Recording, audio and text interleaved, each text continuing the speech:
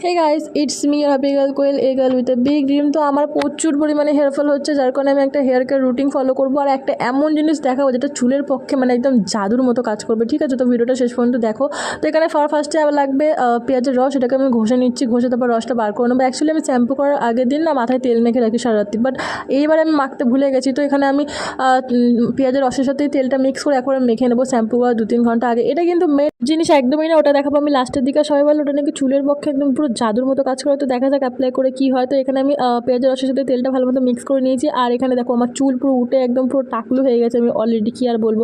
তারপরে পেঁয়াজের রসটাকে ভালো মতো অ্যাপ্লাই করে নিতে হবে। এটা কিন্তু তোমরা চাইলে 40 মিনিট আগেও অ্যাপ্লাই করতে পারো, 2 ঘন্টা আগে, 4 ঘন্টা আগে, যা যেরকম সময় হবে সেরকমভাবে অ্যাপ্লাই করে নিতে পারো।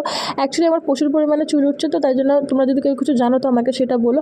আর দেখো 1 মিনিটের ভিডিওতে এত কিছু দেখানো সম্ভব না, এই লং ভিডিও আমার চ্যানেলে আপলোড করা আছে। এটা হচ্ছে রিটা ফল, এই জিনিসটা হচ্ছে মেন।